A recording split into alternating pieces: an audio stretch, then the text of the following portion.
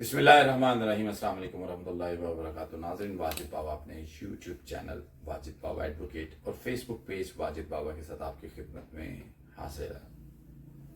नाज़रीन, आप जहाँ कहीं भी रहें, आपके लिए ढेरों प्यार और ढेरों दुआएं। वतन अजीज़ में हैं या वतन अजीज़ से बाहर, आप ओवरसीज़ पाकिस्तानी हैं तो भी आपको ढेरों दुआएं।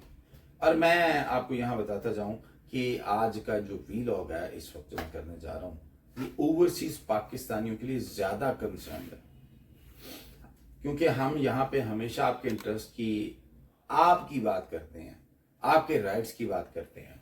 क्योंकि रूल ऑफ लॉ अगर रूल ऑफ मैन से रिप्लेस हो जाए तो वहाँ कानून जंगल का बन जाता है। और जब आप मंजर आम पे नहीं होते हैं, कहते हैं आंख ओझल पहाड़ ओझल। ज़ाहिरी बात है, जब कोई आपके सामने आपकी प्रॉपर्टी या जायदाद ना हो और आप किसी के हवाले कर दें, किसी भी टाइम, बिलखसूस किराए के हवाले से, कि किराए पे अगर आप प्रॉपर्टी अपनी दे दें तो फिर जो किराएदार है वो अपनी मर्जी से उस पर सारी चीज़ें एक्सरसाइज करता है। तो यहाँ पे आज मैं आपसे जो बात करना चाह रहा हूँ, एक इंतहाई अहम जजमेंट आई है जिसमें इंतहाई अहम क्वेश्चंस जो डिसाइड किए गए हैं। क्योंकि किराएदार अक्सर औकात आपकी ज़मीन पे काबिज होके बैठ जाते हैं, गैर कानूनी कब्जा कर लेते हैं। तो इससे पहले मैं आगे बढ़ूं और आपको इसके हवाले से बताऊं, तो आपसे दरख्वास्त है कि आप मेरे चैनल को बराए मेहरबानी सब्सक्राइब करें। अगर आपने पहले से किया हुआ है तो मेरा सलूट है। बेल बटन को ऑन कर दें, नोटिफिकेशन मिलते रहें, कमेंट लाजमी करें और पसंद आए तो आगे शेयर भी करें, दूसरों का फायदा हो। फेसबुक पेज वाजिद बाबा है, उसके हवाले से भी आपने फॉलो करना है ताकि उस पर भी आपको मेरी जितनी भी इंफॉर्मेशन है कानूनी वो मिलती रहे। इसके अलावा, इस जजमेंट के अलावा मैं आपको फिर चंद एक चीज़ें बताऊंगा कि अगर आप किराए पे मकान देने का सोचते हैं तो आपको एहतियाती तदाबीर क्या इख्तियार करनी है, वो मैं इस वीडियो के आखिरी सेगमेंट में बताऊंगा।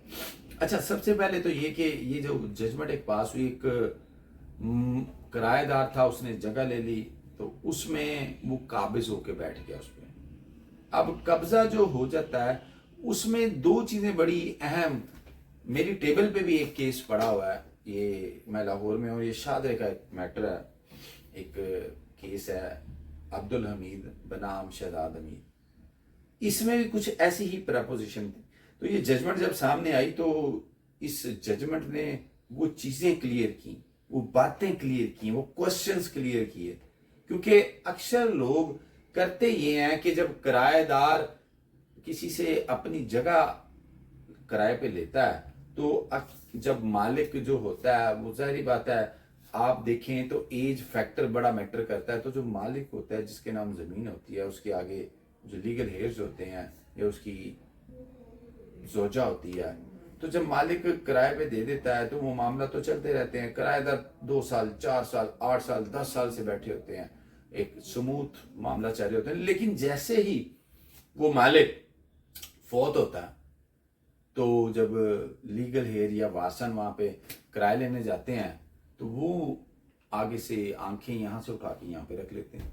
वो कहते हैं ऐ असी तुहाडे को खरीद लीती हुई है, ऐ तो असी साडी हैगी है, ਤੁਹਾਡੇ वालिद साहब ਨੂੰ ਅਸੀਂ ਇੰਨੇ पैसे कैश, कोई 2 करोड़ 3 करोड़ रुपया कैश दे चुके हुए हैं और वो फोत होने तो कोई 4 दिन 6 दिन 10 दिन महीना पहले साढ़े को लै गए सर। तो बात ये है कि जब ये इशू सामने आते हैं तो फिर साथ ही किराएदार जाके स्टे भी ले आता है। जब स्टे ले आता है तो मालिक मकान जो लीगल हेज होते हैं वो अजीब सिचुएशन में चले जाते हैं और अजीबो गरीब मामला उनके सामने आ जाते हैं और ऐसी यास बन जाती है। क्योंकि एक प्रॉपर्टी आपकी है और आपके इल्म में नहीं है कि आपके वालिद साहब 2 करोड़ 3 करोड़ या 2.5 करोड़ वसूल करके तो प्रॉपर्टी को बेच के चले गए हैं, तो ये मामला फिर अदालतों में साल साल पेंडिंग पड़े रहते हैं, स्टे चलता रहता है क्योंकि मालिक जिसके नाम एग्रीमेंट था वो तो फौत हो गया।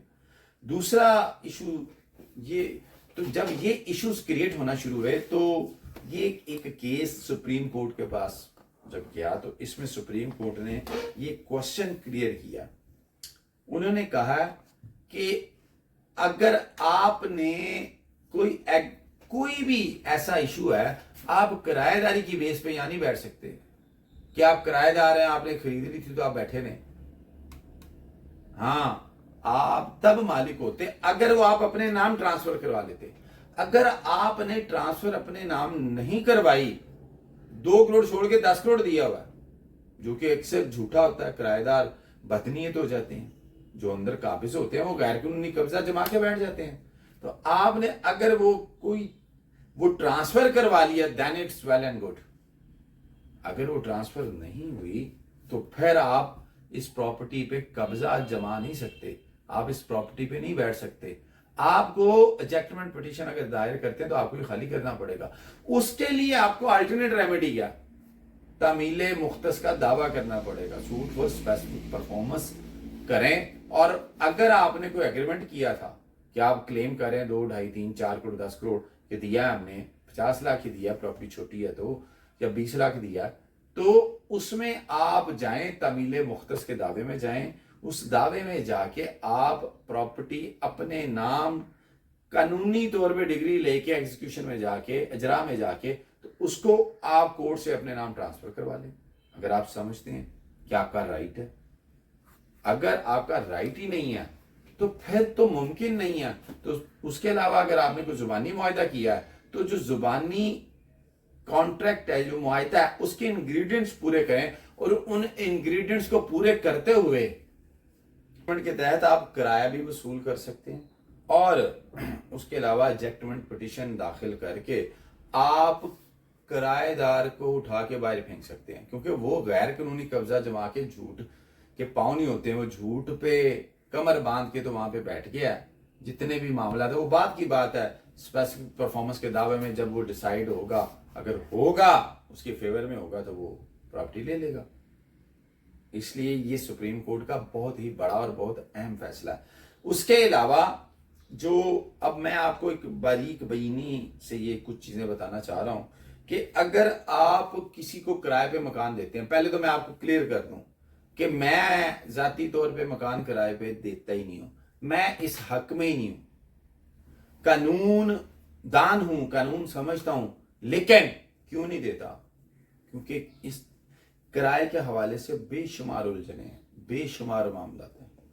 उससे बेहतर तो ये है कि मैं ये समझता हूं कि आप प्रॉपर्टी को री इन्वेस्ट करें तो वो ज्यादा बेहतर है।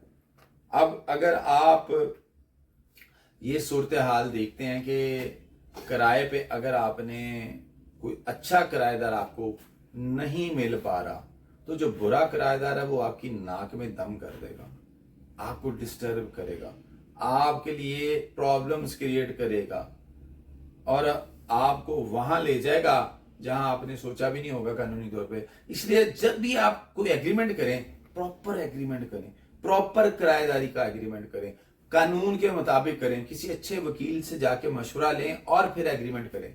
और फिर उस एग्रीमेंट में कैटेगोरिक टर्म्स लिखें, प्रोविजंस लिखें, कितने साल का, कितना किराया, किस तरह खाली होना है, किस तरीके से उसने रहना है, कोई अल्ट्रेशन कर सकते हैं, नहीं कर सकता, और फिर उसको रजिस्टर भी करवाएं। थोड़ा सा टैक्स है वो टैक्स अदा करें और उस किराएनामे को रजिस्टर्ड लाजमी करवाएं, ताकि आने वाले वक्त में आप किसी भी इशू से बच सकें। अदरवाइज वो स्टे ले लेगा और फिर साल साल आपको अपना वो किराएदारी का एग्रीमेंट साबित करने में लग जाएंगे और फिर आप अदालतों के धक्के खाते रहेंगे, अदालतों के चक्कर खाते रहेंगे।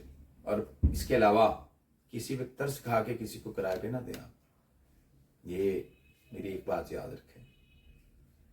अगर कोई क्वेश्चन इस हवाले से आपको, तो आप मुझे व्हाट्सएप कर सकते हैं, कमेंट भेज सकते हैं।